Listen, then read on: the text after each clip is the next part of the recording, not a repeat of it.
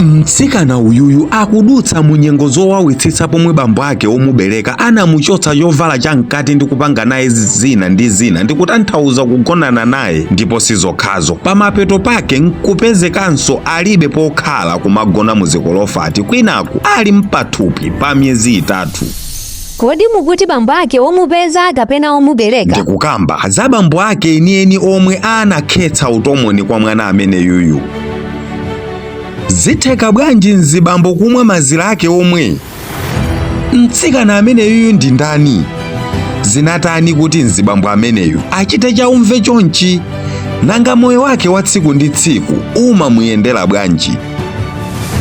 Ndine Dini Studios, khalani pompo pomwe nkhani ikupitirira kwinaku mukugula mahebo kwa CK2 Natural Health Care. Awawa okhawo akupezeka ndi mahebo omwe amachiza nthenda ina iliyonse. Ali ni mankhwala omwe amabwezeretsa magazi mthupi fast kuposa munthu yemwe wathiridwa magaziyo. Asthma, stroke, ulcers, BP, sugar, kotcha kwa mapazi, ipyo ndi zina zambiri. Awawa akupezekera kulilongwe mitundu, koma amatumiza kwina kulikonse olo kuli ku Joni. Ayimbireni a CK2 Natural Health Care pa 099 374 0415 kapena 083 931 498 kuti mumve zochuluka.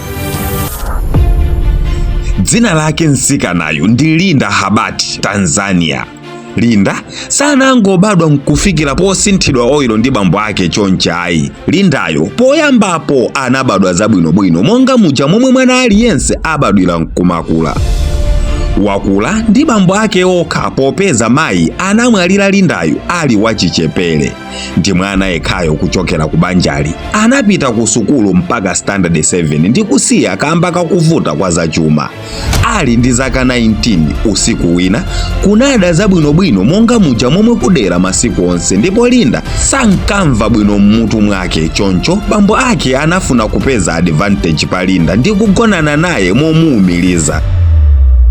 Ndipo kummawa kwake anaopseza Linda kuti asauze aliyense za izi. Linda anali ni mafunso ochuluka kuti ndi zibaba zanji zomwe bambo ake anali nazo zoti mpaka kugona ndi mwana wawo ndi kumuthira mpaka utomoni. Ndipo anafunisitsa adziwe chomwe bambo akewo achitira zimenezi, koma bambo ake anapepesa ndi kunena kuti zomwe achitazo amachita kamba kofuna kupanga survive.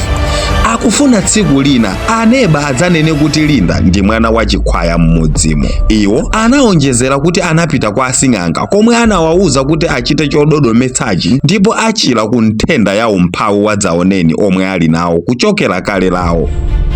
Nanga Linda akanatani poti zinthu zatani kale? Amakhala nkumadikirira kuti aone lonjezo la asing'angawo ngati linali loona, koma zachisoni umphawi ndipo omwe umamera mapiko pa khomopo kuponsa kale lonse. Amavutika kuponsa kale lonse, ndipo Linda anaganiza zongothawa pa khomopo osauza bambo ake kapena aneba ndi kupita ku Dar es Salaam kopanda mbale wina aliyense, ndipo amagona muzikolofati kwa masiku ochuluka. Kenako Linda anakumana ndi mtsikana wina yemwe anamutenga kuti azikakhala naye, koma sanakhaliseko kwa nthawi kamba kakhalidwe la mtsikanayo. Ati amangosintha amuna ngati zokudya za magulu, ndipo iye poona kuti atha kutengera khalidwelo anachoka nkusowa sokokhala nkumagona mu street ndi kachikwama kake ngati nzake wapamtima. Koma lero after kuyesesa umu ndi umu ali ndi kashopu komwe amagulisa nyemba, mpeza nditi zinthu tina zomwe zimamuthandizira kudzigulira tina ndi tina mmoyo nkumapitilira. Koma pati yayikulu ya nkhani yonseyi ndiyokuti itatha miyezi 3 Linda chithawireni kwa bambo ake anapezeka kuti madzi sakuwaona, anali oyembekezera. Ndipo iye poona kuti sanakhalepo malo amodzi ndi mamuna wina aliyense kupatula bambo akewo, ndipo apa ndipo anadziwa kuti utomoni wa bambo wake wakalipa pabadwa mwana. Mwana anabadwa ndipo iye anachira. Anatenga mwanayo ndi kukamusiya kwa anti ake ndi kusakawafotokozera anti akewo yemwe ali mwini wake wa mwanayo, popeza amaopa kuti zibweresa mipungwapungwe yochuluka. Even eni bambo akewo aliko sakudziwa kuti mavuvu awo anabala mwana.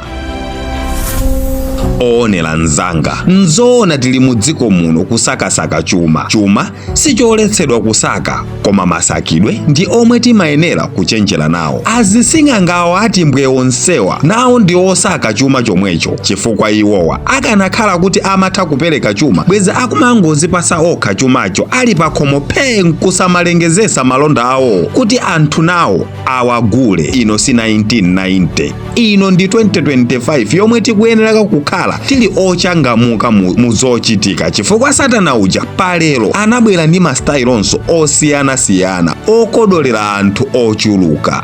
Osayiwala kupanga like, comment komanso share Linda. Kwinaku pangani follow page kwa onse omwe simunapange page yathu follow mpaka lero.